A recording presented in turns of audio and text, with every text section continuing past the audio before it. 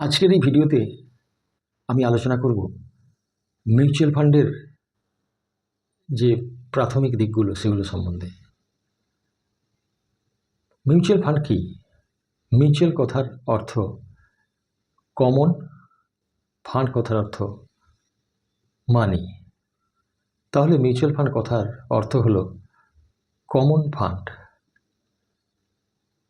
আমরা শেয়ার মার্কেটে ইনভেস্ট করতে চাই, অথচ আমার কাছে হয়তো বেশি টাকা নেই। ধরুন আমি একটি সিমেন্স কোম্পানির শেয়ার, একটি এক্সিস ব্যাংকের শেয়ার এবং একটি এলএনটির শেয়ার কিনতে চাই। বর্তমানে সিমেন্স কোম্পানির শেয়ারের দাম 4,000 টাকা, এলএনটির শেয়ার 4,500 টাকা, এক্সিস ব্যাংকের শেয়ার 1,500 টাকা। এই তিনটি কোম্পানির একটি করে শেয়ার কিনতে আমার লাগবে 10,000 টাকা। আমার কাছে হয়তো 2,000 টাকা আছে। তাই আমি আর 4 বন্ধুকে বললাম, এসো 5 জনে মিলে 2,000 করে দিয়ে আমরা এই তিনটি কোম্পানির একটি করে শেয়ার কিনি। তো এই যে কমন আমরা ফান্ডটি তৈরি করলাম 10,000, এটিকে বলা হয় AUM, অর্থাৎ অ্যাসেট আন্ডার ম্যানেজমেন্ট।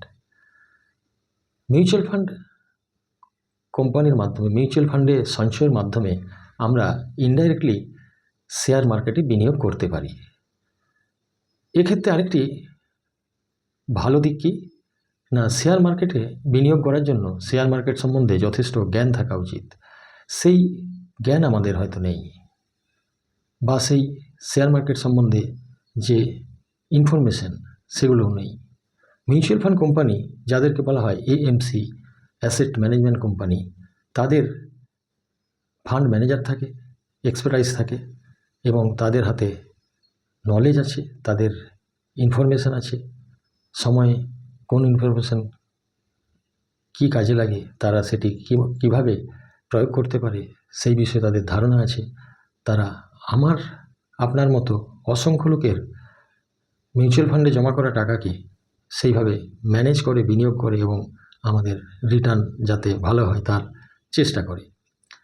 তো সেক্ষেত্রে আমরা মিউচুয়াল ফান্ডে বিনিয়োগ করলে আমরা সেই ফান্ড ম্যানেজমেন্ট যে কোম্পানি, অ্যাসেট ম্যানেজমেন্ট যে কোম্পানি, তাদের এক্সপার্টাইজের মাধ্যমে আমার ফান্ডটি ম্যানেজ হয়। তো এক্ষেত্রে আমার ঝুঁকি বা আমাকে অ্যাক্টিভলি কিছু করতে হয় না।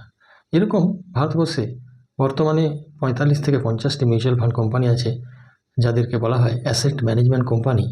এই কোম্পানিগুলির মধ্যে আপনারা অবশ্যই শুনে থাকবেন HDFC mutual fund, Axis mutual fund, Parag Parikh mutual fund, HSBC mutual fund ইত্যাদি ইত্যাদি।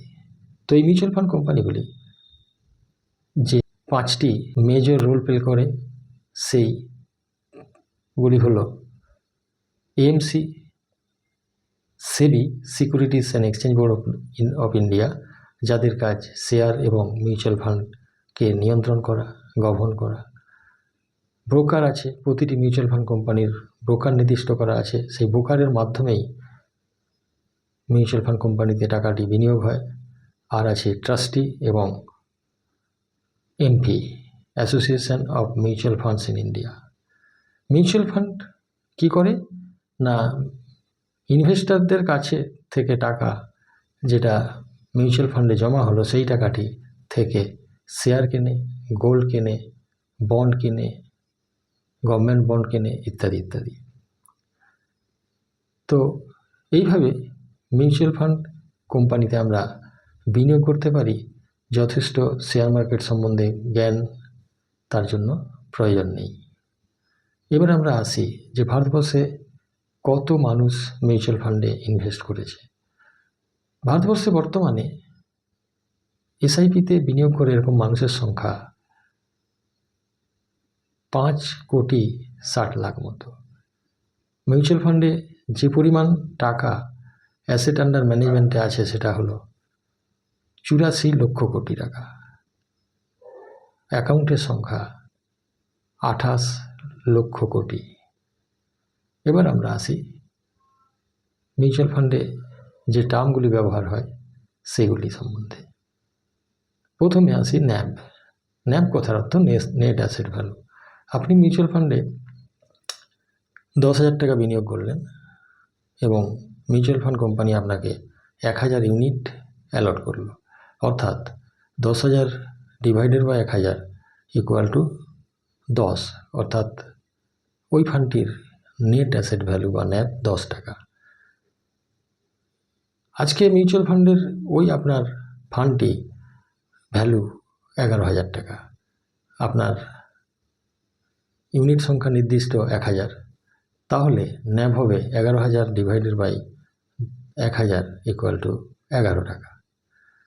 এবার আমরা আসি TER, অর্থাৎ total expense ratio. Mutual fund company আপনার ফান্ডটিকে যে ম্যানেজ করার জন্য একটি খরচা আপনার থেকে কেটে নেয়, সেটাকে বলা হয় এক্সপেন্স রেশিও।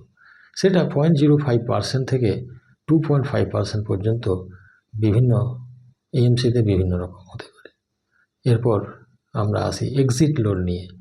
মিউচুয়াল ফান্ড কোম্পানিতে আপনি বিনিয়োগ করলেন, যদি 1 বছরের মধ্যে আপনি টাকা তুলে নিতে চান, সেক্ষেত্রে আপনাকে একটি এক্সিট লোড বাবদ টাকা চার্জ করবে, সেটি 1%, অর্থাৎ আপনি যদি 1 লাখ টাকা তুলে নিতে চান, সেক্ষেত্রে আপনার 1,000 টাকা এক্সিট লোড বাবদ আপনার মিউচুয়াল ফান্ড কোম্পানি কেটে নেবে।